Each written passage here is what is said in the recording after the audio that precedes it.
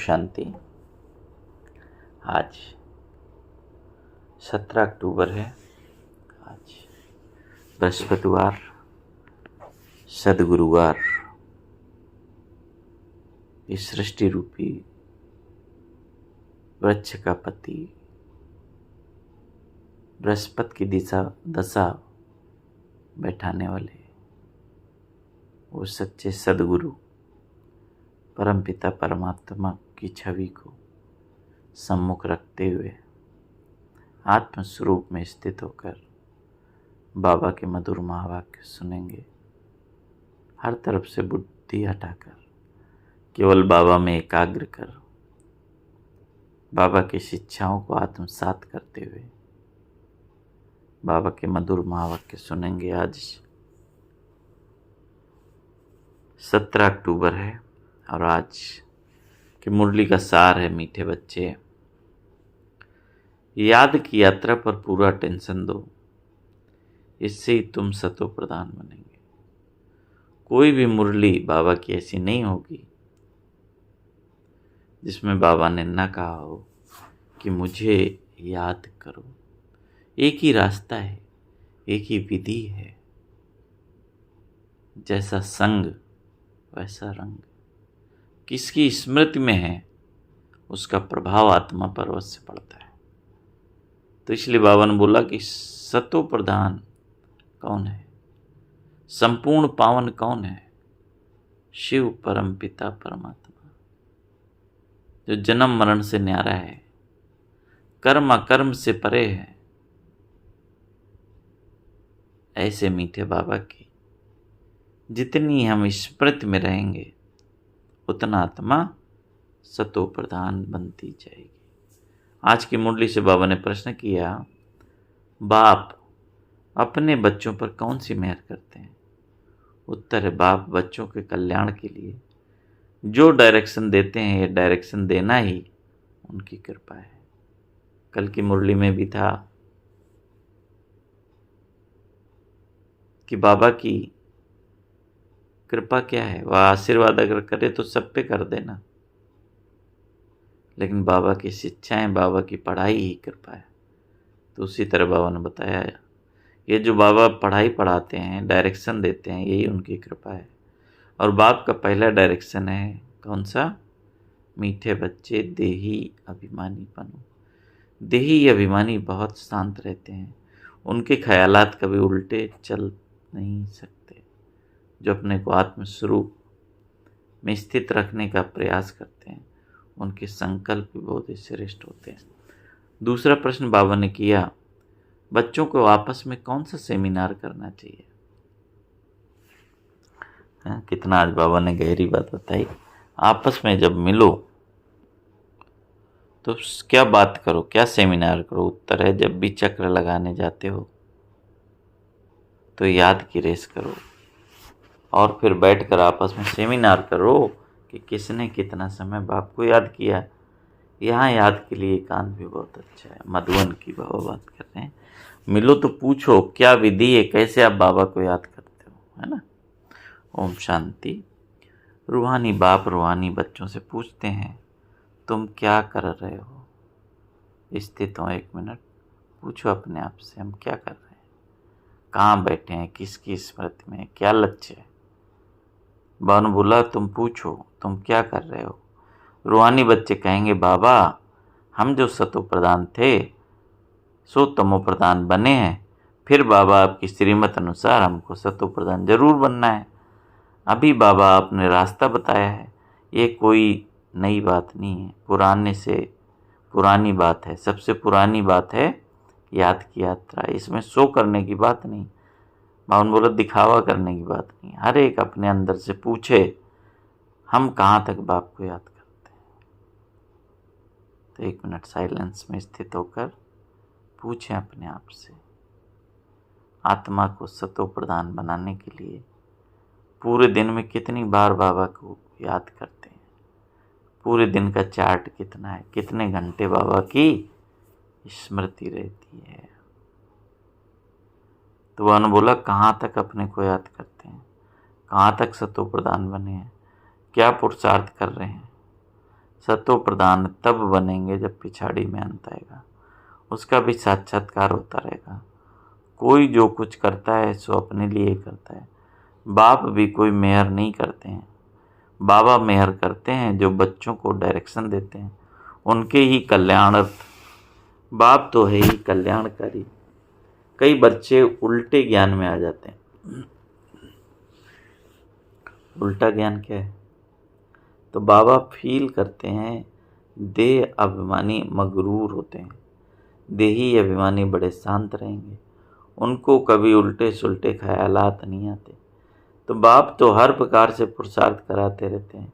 माया भी बड़ी ज़बरदस्त है, अच्छे अच्छे बच्चों पर भी वार कर लेती है, इसलिए ब्राह्मणों की माला नहीं बन सकती। कल बाबा ने बताया कि ब्राह्मणों की माला होती है ना, 108 की है, मेरुदाना और ब्रह्मा शिव बाबा फूल। कल बाबा ने कल की मुरली में चर्चा की।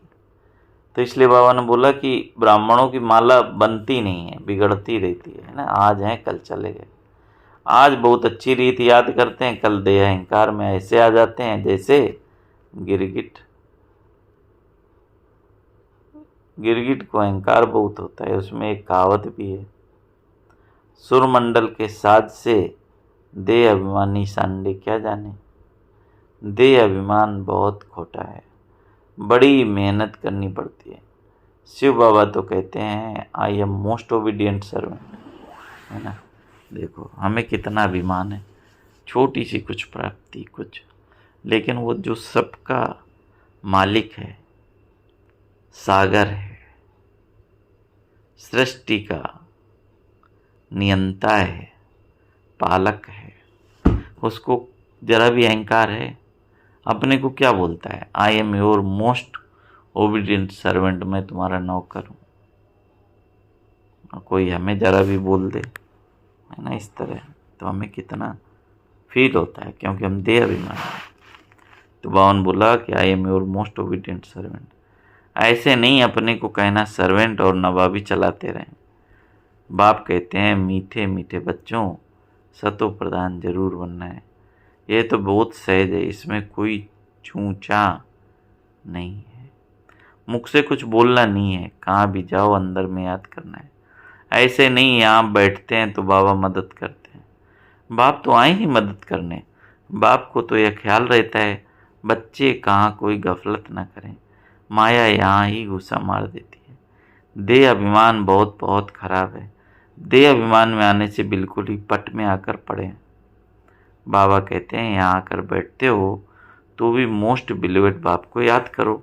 बाप कहते हैं मैं हूँ ही पतित पावन, मेरे को याद करने से, इस योग अग्नि से तुम्हारे जन्म जन्मांतर के पाप भस्म होंगे, और कोई रास्ता नहीं है। पाप भस्म करने का केवल एक ही रास्ता है। बाबा को जितना याद करेंगे उतना योग अग्नि से तुम्हारे पाप भस्म होंगे। बच्चों की अभी वह अवस्था आई नहीं है जो कोई को भी अच्छी रीत समझा सके। ज्ञान तलवार में भी योग का जौहर चाहिए। ज्ञान का असर तब होगा जब हम योग युक्त होंगे, नहीं तो तलवार कोई काम की नहीं रहती। मूल बात है याद की यात्रा। बहुत बच्चे उल्टे सुलटे धंधे में लगे रहते हैं, याद की यात्रा और पढ़ाई करते नहीं, इसलिए इसमें टाइम नहीं मिलता, है ना। अगर हम पूरे दिन की दिनचर्या में निकालें कितना टाइम हम वेस्ट करते हैं, और सबसे बड़ा टाइम वेस्टर क्या है? Social media, WhatsApp, YouTube. कई बच्चे कहते हैं बाबा का ज्ञान सुनते हैं यूट्यूब में। ज्ञान सुनने की भी लिमिट है ना। खाना तो उतना ही खाना चाहिए ना जितना पचा सके। एक क्लास सुनी बस, उसका चिंतन मनन अगर नहीं किया, उसके पॉइंट्स बुद्धि में नहीं है, तो पूरे दिन आप यूट्यूब चला के अगर सुन रहे हो तो उसका कोई फायदा नहीं। तो इसलिए बाबा ने बोला अपना टाइम अगर हम चेक नहीं करते हैं, हमारा कितना टाइम दुनिया वालों से बात करने में जाता है, इधर उधर की बातों में जाता है, तो फिर बावन बोला याद का चार्ट आपका बढ़ नहीं सकता।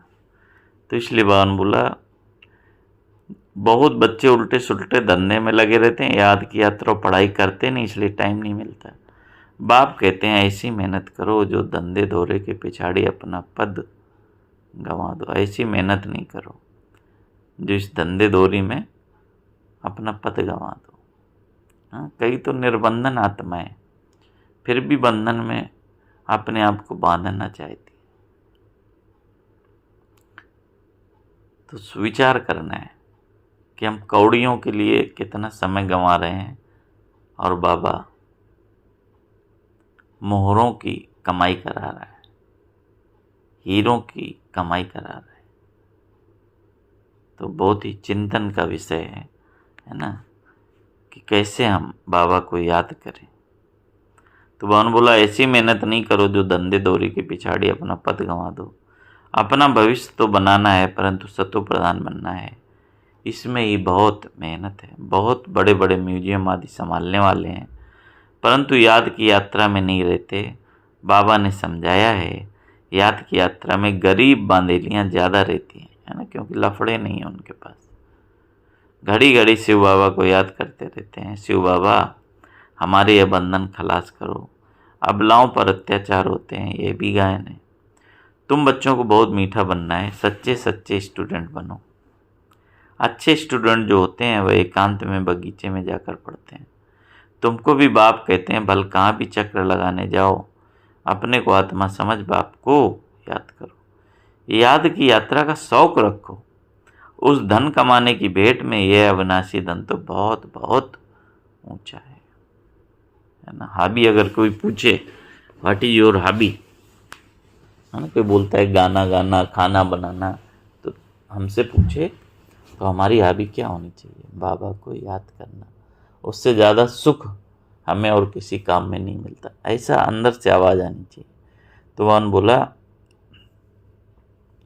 ये उस धन कमाने की भेंट में यह अविनाशी धन तो बहुत ऊंचा है, वह विनाशी धन खाक हो जाना है। बाबा जानते हैं बच्चे सर्विस पूरी नहीं करते, याद में मुश्किल रहते हैं।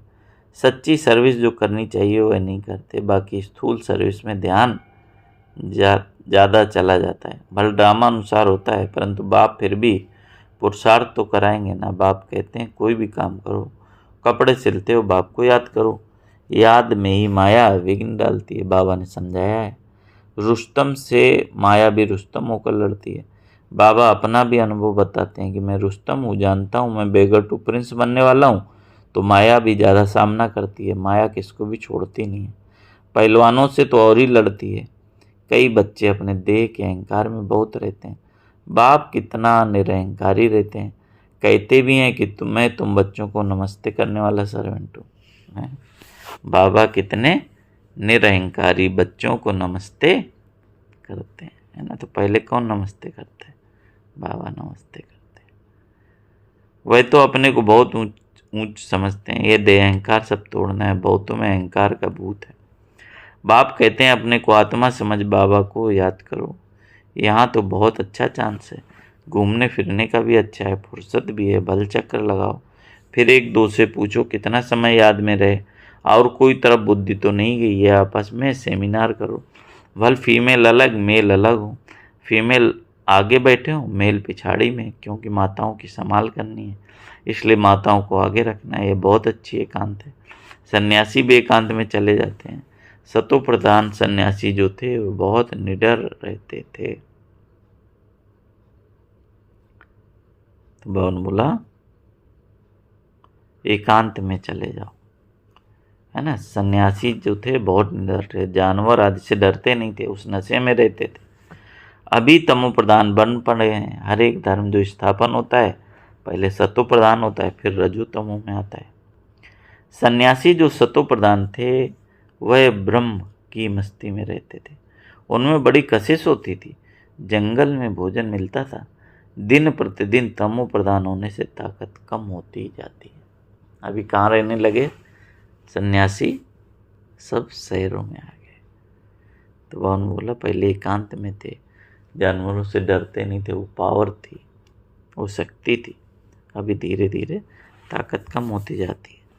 तो बाबा राय देते हैं, यहाँ बच्चों को अपनी उन्नति के चांस बहुत अच्छे हैं। यहाँ तुम आते ही हो कमाई करने। बाबा से सिर्फ मिलने से कमाई थोड़ी होगी, बाप को याद करेंगे तो कमाई होगी। मधुबन गए, फोन पे चालू है घर से बातें, तो कमाई नहीं हो रही। भले मधुबन में बैठे हो, तो मधुबन में हम क्यों जाते हैं कि पूरा रात दिन हम किस स्थान पर हैं जहाँ ब्रह्मा बाबा के कदम पड़े, जहाँ शिव बाबा की पधरामणि होती है, जहाँ ऐसी महान आदि रत्न रहे। तो उस भूमि पर जाने से बाबा की याद स्वतः रहती, इसलिए वहाँ जाना होता है।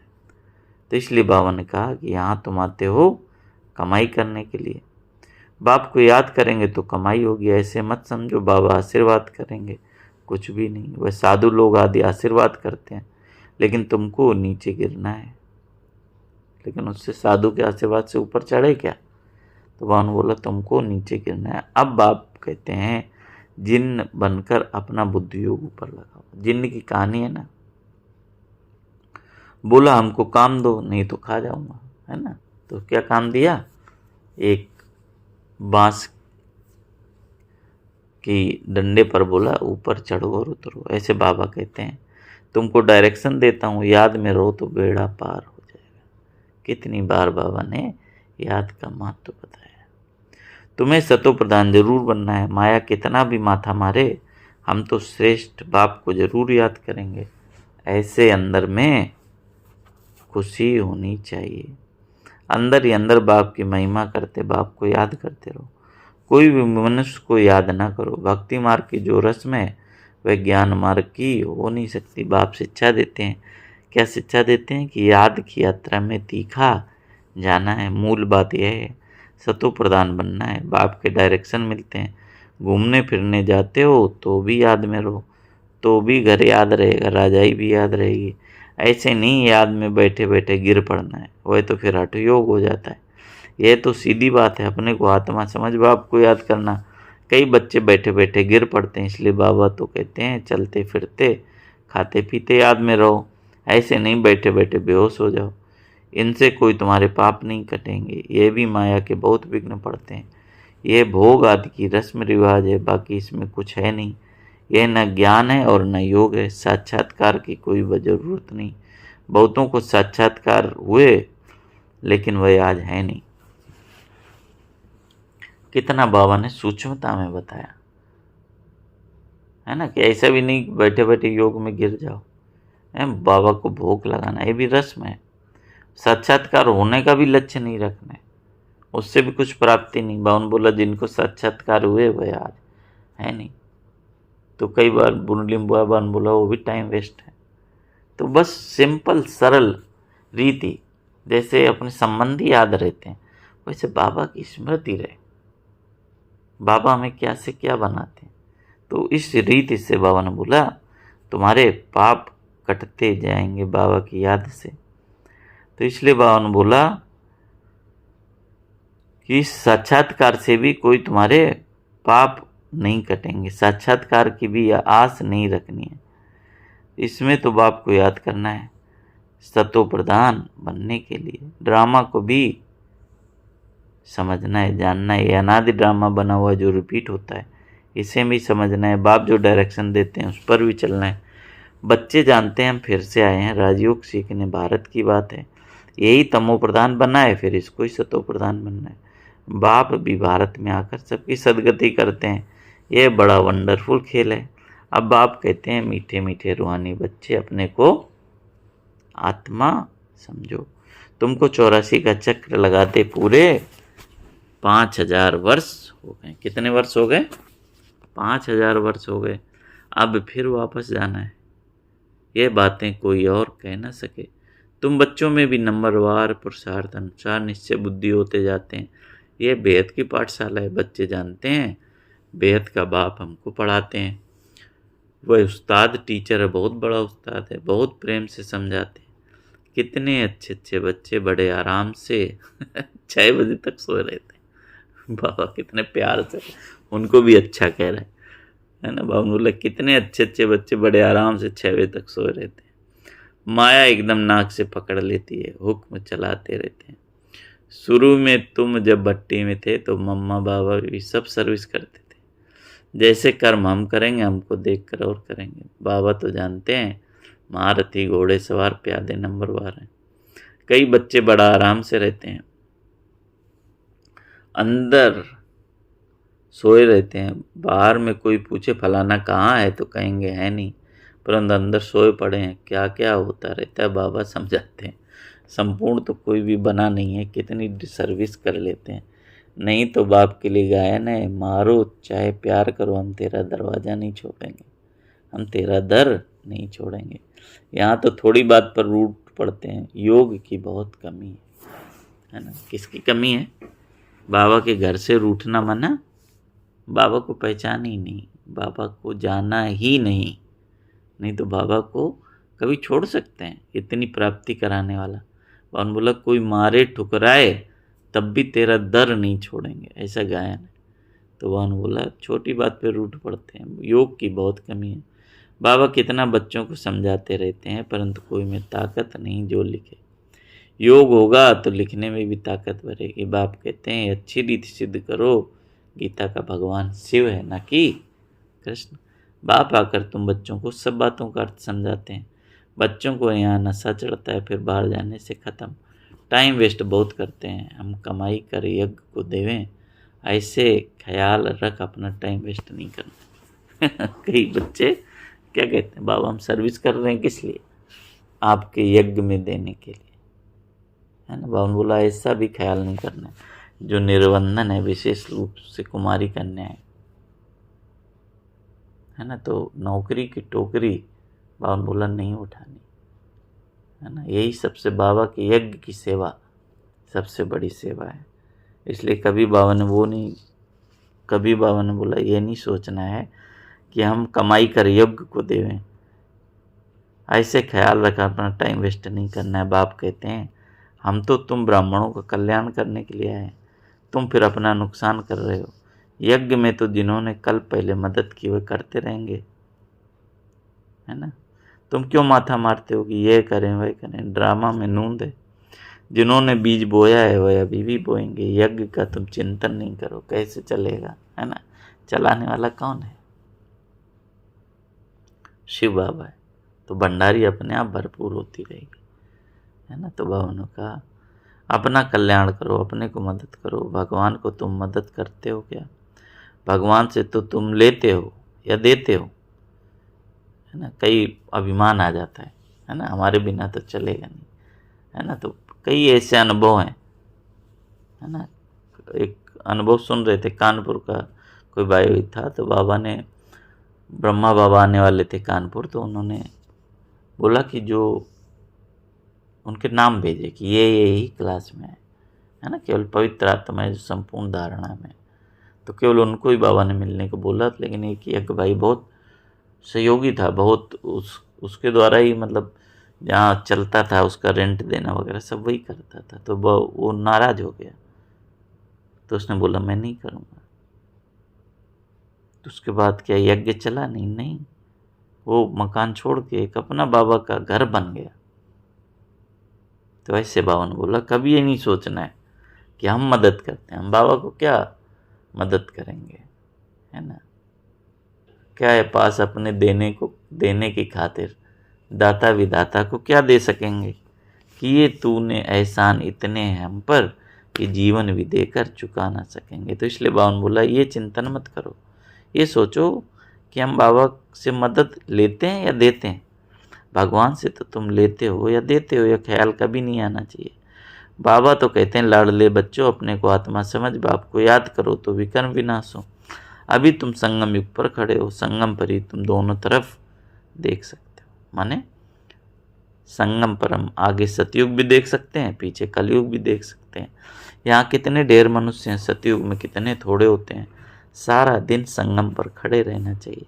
बाबा हमको क्या से क्या बनाते हैं, बाप का पार्ट कितना वंडरफुल है। घूमो फिरो याद की यात्रा में रहो। बच्चे बहुत टाइम वेस्ट करते हैं, याद की यात्रा से ही बेड़ा पार होना है। कल पहले भी बच्चों को समझाया था, ड्रामा रिपीट होता रहता है। उठते बैठते सारा कल्प वृक्ष बुद्धि में याद रहे, यह है पढ़ाई, बाकी धंधा आदि तो भल करो। पढ़ाई के लिए टाइम निकालना चाहिए। स्वीट बाप और वर्षे को याद करो। जितना याद करेंगे तो अंतमति सुगति हो जाएगी। जितना बाबा को याद करेंगे तो क्या होगा, बाबा स्मृति में रहेगा। बाबा ने बोला सतयुग के नज़ारे संगम पर रहो, है तो जितना याद करेंगे तो अंतमति सो गति हो जाएगी, है ना। बस बाबा अब आपके पास आए किया है, बाप की याद से ही फिर श्वास भी सुखेला हो जाएगा, माने हर श्वास सुख मिलेगा। ब्रह्म ज्ञानियों के श्वास भी सुख वाले हो जाते हैं, ब्रह्म की याद में रहते हैं। परंतु ब्रह्म लोक में कोई जाता नहीं। देखो कितनी बड़ी बात है ना। ब्रह्म लोक को याद करते करते शरीर छोड़ते हैं, लेकिन ब्रह्म लोक में कोई जा नहीं सकता, वापस जन्म लेते हैं। तो बावन बोला आप ही शरीर छोड़ दे, यह हो सकता है। कई उपवास रखकर शरीर छोड़ देते हैं, वे दुखी होकर मरते हैं। बाप तो कहते हैं खाओ पियो, बाप को याद करो तो अंतमति सुगति हो जाएगी। बाबा कभी भी उपवास, अन्न छोड़ने का उपवास नहीं कराता है। किसको छोड़ने का उपवास कराता है? विकारों को छोड़ने का। इसलिए बाबा बोला खूब खाओ पियो, है ना, खा पी के शरीर छोड़ो, है ना। तो बाबा बोला खाओ पियो, बाप को याद करो तो अंतमति सुगति हो जाएगी। मरना तो है ही ना। अच्छा मीठे मीठे सिखला दे बच्चों प्रति, माता पिता बाप दादा का याद प्यार और गुड मॉर्निंग। रूहानी बाप की रूहानी बच्चों को नमस्ते। हम रूहानी बच्चों की रूहानी बाप दादा को याद प्यार। नमस्ते बाबा, नमस्ते, शुक्रिया बाबा, शुक्रिया। धारणा के लिए मुख्य सार है सदा याद रहे। क्या चीज़ याद रहे? जो कर्म हम करेंगे हमको देख और करेंगे। ऐसा आराम पसंद नहीं बनना है जो डिसर्विस हो। बहुत बहुत निरंकारी होकर रहना है। अपने को आप ही मदद कर अपना कल्याण करना है। दूसरा है धंधे दौरी में ऐसा बिजी नहीं होना है जो याद की यात्रा व पढ़ाई के लिए टाइम ना मिले। इसलिए बाबा बोलते हैं टू मच में नहीं जाना है, विस्तार में नहीं जाना है, अब समेटने का समय है। देह अभिमान बहुत खोटा और खराब है, इसे छोड़ दे ही अभिमानी रहने की मेहनत करनी है। आज की मुरली से वरदान है, कोई भी बात कल्याण की भावना से देखने और सुनने वाले पर दर्शन मुक्त भाव। फिर से सुनेंगे क्या बताया बाबा ने। कोई भी बात कल्याण की भावना से, कोई भी बात हम सुन रहे हैं, कैसे सुनना है? कल्याण की भावना से सुनना है। कोई भी बात कल्याण की भावना से देखने और सुनने वाले पर दर्शन मुक्त भाव। जितना संगठन बड़ा होता जाता है बातें भी उतनी बड़ी होंगी, लेकिन अपनी सेफ्टी तब है जब देखते हुए ना देखें, सुनते हुए ना सुने, अपने ही स्वचिंतन में रहें। स्वचिंतन करने वाली आत्मा पर दर्शन से मुक्त हो जाती है। अगर किसी कारण से सुनना पड़ता है, अपने आप को जिम्मेवार समझते हो, तो पहले अपनी ब्रेक को पावरफुल बनाओ। देखा सुना जहाँ तक हो सका, कल्याण किया और अब फुल स्टॉप। पर दर्शन से मुक्त बनना है। क्या चल रहा है, कौन क्या कर रहा है, उसमें नहीं जाना है। पहले अपनी ब्रेक को पावरफुल बनाओ, अपना कल्याण करो, बस फुल स्टॉप। स्लोगन है, अपने संतुष्ट खुशनुमा जीवन से हर कदम में सेवा करने वाली सच्चे सेवादारी। तो सेवादारी आपके खुशनुमा जीवन से भी हो रही है, आपकी संतुष्टता के वाइब्रेशन से भी हो रही है ना। कि लोग पूछेंगे ना इस दुख की दुनिया में आप इतना सुखी कैसे, है ना। तो भगवान बोला ये भी सेवा है। अच्छा, ओम शांति। तो आज पूरा दिन हम योग का चार्ट रखेंगे, कितना समय बाबा को याद किया उसका चिंतन करेंगे। अच्छा, ओम शांति।